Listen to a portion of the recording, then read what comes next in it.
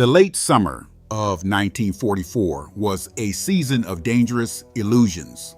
Across the rolling plains of France and the dense thickets of Belgium, the Allied armies were surging forward with a momentum that felt divinely ordained. The German Wehrmacht, once a terrifying juggernaut that had crushed the continent in weeks, now appeared to be a hollowed-out shell, a ghost of an empire stumbling backward toward the Rhine. In the high-ceilinged war rooms of the Supreme Headquarters Allied Expeditionary Force, the mood was not merely optimistic, it was intoxicated. The intelligence maps showed a German army in total collapse, and the prevailing belief was that one final bold stroke could shatter the remaining crust of resistance and end the war by Christmas. This was the atmosphere of hubris that birthed Operation Market Garden. It was a plan of staggering complexity and unprecedented scale, a vertical envelopment that would leapfrog over the natural defensive barriers of the Netherlands to seize a series of vital bridges. The goal was a narrow corridor, a lightning strike aimed directly at the heart of German industry in the Ruhr. But in the haste to deliver the killing blow, the Allied commanders began to overlook the most fundamental laws of warfare. They traded caution for speed and ignored the silent warnings of a landscape that was never meant for tanks and an enemy that was far from defeated. The architect of this gamble was Field Marshal Bernard Montgomery.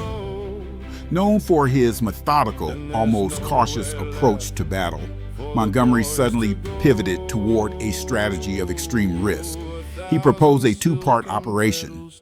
Market would be the largest airborne assault in history, dropping 3.5 divisions of paratroopers behind enemy lines to seize the bridges.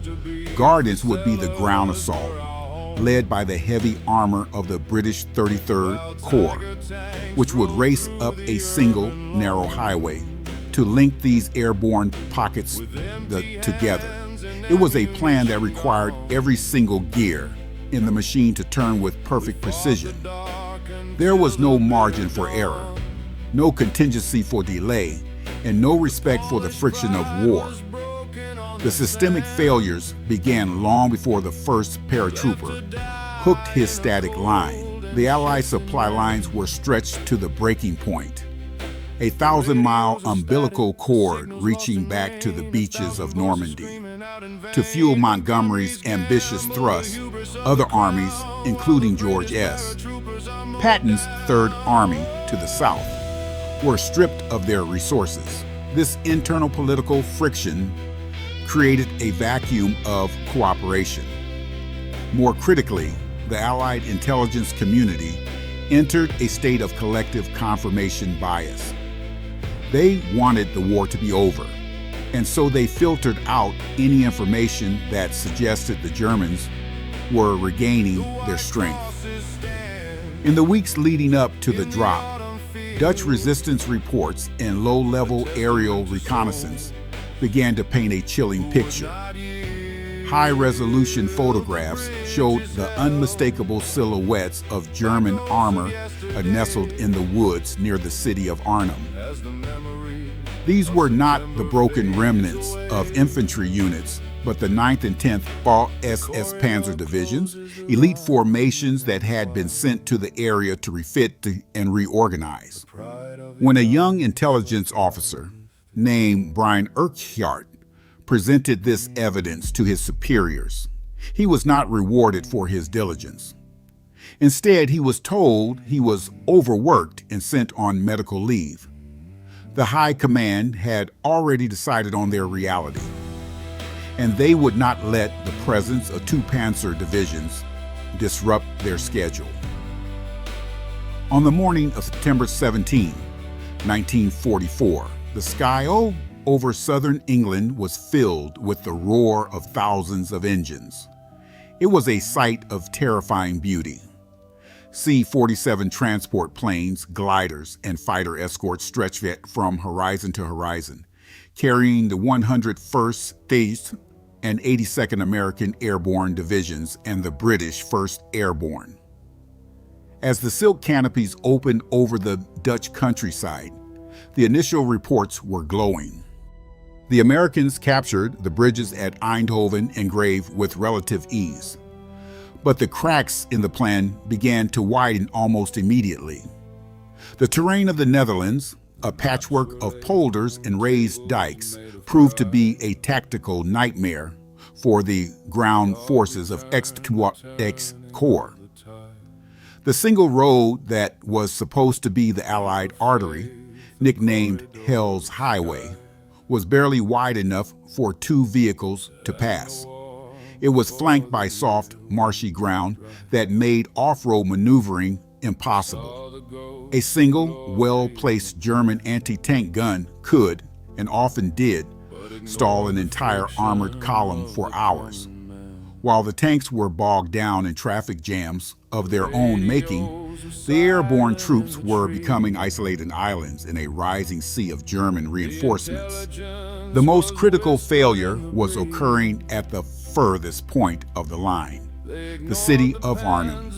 The bridge, too far. In Arnhem, the British 1st Airborne was plagued by a catastrophic failure of technology. Their radios, designed for the flat plains of North Africa, were useless and very useless in the urban canyons and dense forests of the Netherlands. The sets were tuned to frequencies that were easily absorbed by the moisture in the trees or blocked by the brick buildings of the town. For the first critical days of the battle, the commanders in the field were effectively blind and deaf, unable to coordinate with each other or call for the vital air support that was circling overhead. They were fighting a 20th century war with 19th century communications. The tactical disaster at Arnhem was compounded by a disastrous choice of drop zones. Fearing German anti-aircraft fire near the bridge, the RAF insisted on dropping the British paratroopers nearly 8 miles away from their objective. By the time Lieutenant Colonel John Frost and his small battalion reached the northern end of the Arnhem Bridge, the Germans had already recovered from the initial shock. Frost's men seized the houses overlooking the bridge, but they were a tiny force of 700 men holding a thin perimeter against an entire SS Corps. They were waiting for a ground relief that was still miles away, paralyzed by the bottleneck on Hell's Highway. As the days bled into each other, the bravery of the individual soldiers became the only thing keeping the operation from total collapse. At Nijmegen, the 82nd Airborne was tasked with capturing the massive road bridge over the Waal River. When the ground forces failed to arrive in time to take it from both sides, the paratroopers were ordered to perform a suicidal daylight crossing in flimsy canvas boats. Under a blistering hail of machine gun fire, with no cover and little more than their rifle butts to use as paddles, they crossed the river. It was an act of raw, unadulterated courage that shocked even the German defenders. They took the bridge, but the victory was bittersweet. The tanks of Korps, exhausted and cautious, refused to push forward into the darkness toward Arnhem, leaving the British 1st Airborne to their fate. The unsung heroes of this tragedy were not only the men in uniform, but the Dutch civilians and the Polish Independent Parachute Brigade. General Stanislaw Bałski, the Polish commander, had been one of the few voices of reason during the planning stages, openly questioning the feasibility of the operation. For his honesty, he was treated with disdain by the British High Command. When his men were finally dropped into the cauldron of Driel to reinforce the crumbling British perimeter, they were slaughtered in the air and on the ground. Despite their sacrifice, Bałski would later be used as a convenient scapegoat by Montgomery and Browning to deflect blame from their own strategic failures. By the 8th day, the situation at Arnhem had transitioned from a battle to a massacre. The British paratroopers, out of ammunition, out of food, and out of hope, were being systematically shelled into rubble. The perimeter at Oosterbeek, a small patch of woods and houses where the remnants of the division had gathered, became a landscape of nightmares. Medics worked in cellars by candlelight, performing surgeries without anesthesia, while the walls shook from Tiger tank fire. The decision was finally to withdraw the survivors across the Rhine under the heat of darkness. Of the 10,000 men who had dropped into Arnhem, fewer than 2,000 made it back to Allied lines. The final conclusion of Operation Market Garden was a stark, bloody reality check. The Allied advance had been halted. The dream of ending the war in 1944 was buried in the mud of the Netherlands. The operation had failed in its primary objective, the crossing of the Rhine and the encirclement of the Ruhr. Instead, it had created a narrow, vulnerable salient that required constant defending, draining resources that could have been used elsewhere. The Germans, emboldened by their victory, found the strength for one final desperate counter-offensive in the Ardennes just months later. The historical philosophical takeaway of Market Garden is a meditation on the limits of will.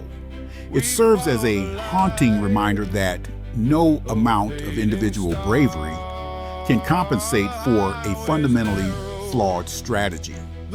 It was a failure of the institutional ego, where the desire for a decisive, cinematic victory blinded leaders to the grim, grinding realities of the battlefield. The men who fought and died in the streets of Arnhem and the polders of Nijmegen were not defeated by the enemy alone, but by the weight of a plan that was too heavy for the thin road it was built upon. In the quiet cemeteries that now dot the Dutch landscape, the rows of white crosses stand as silent witnesses to that week in September. They represent the satrap of a single mile, the price of a bridge that was never truly captured. The tragedy of Market Garden is not found in the defeat itself, but in the unnecessary nature of the sacrifice. It remains a ghost in the machinery of military history, a shadow that falls over the triumphalist narrative of the Second World War. The bridges have long since been rebuilt, and the scars on the land have been covered by the return of the green fields.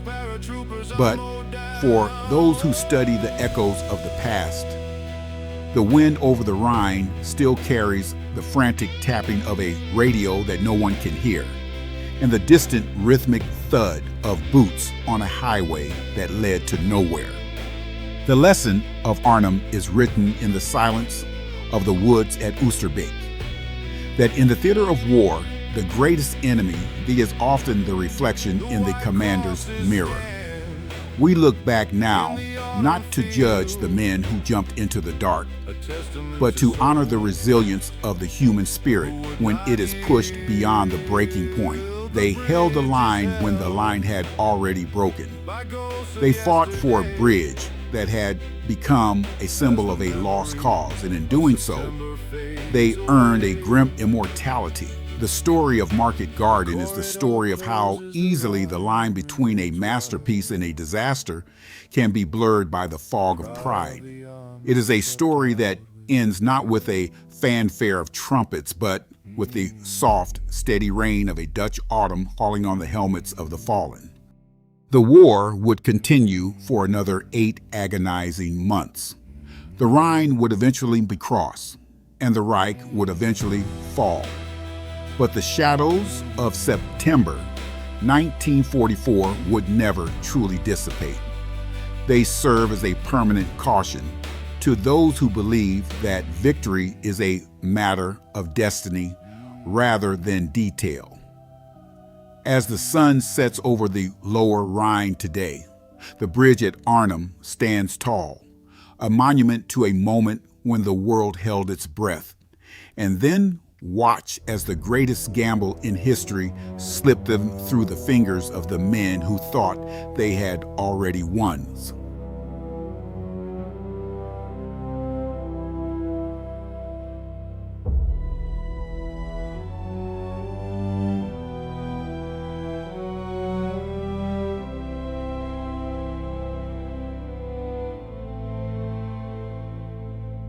The maps were laid on tables made of pride. We thought we'd turn the turning of the tide. A leap of faith, a corridor of sky, to end the war before the year went dry. We saw the ghosts of glory in the plan, but ignored the friction of the common man. The radios were silent in the trees.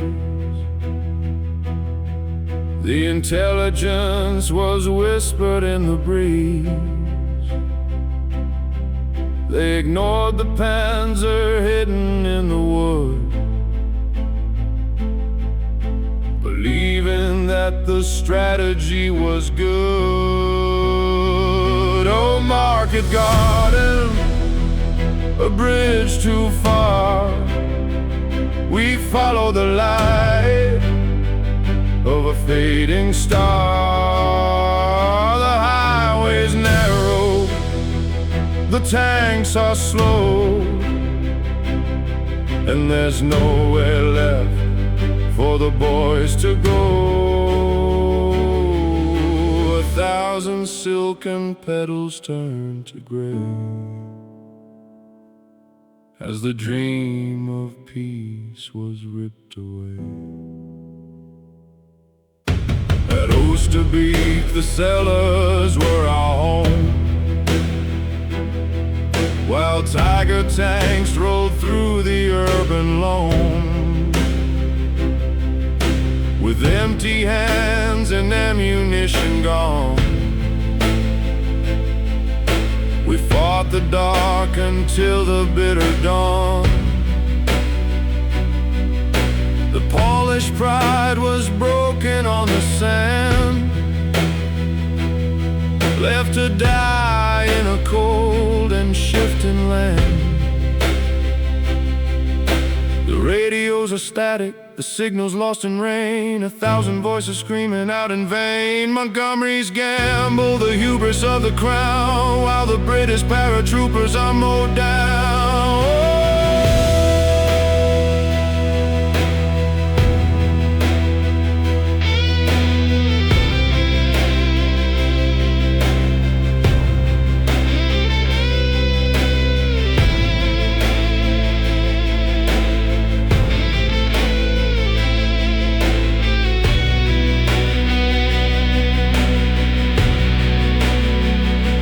Crosses stand in the autumn field, a testament to souls who would not yield. The bridge is held by ghosts of yesterday, as the memory of September fades away. The corridor closes, the Rhine remains wide. The pride of the army swept out with the tide. Mm-hmm.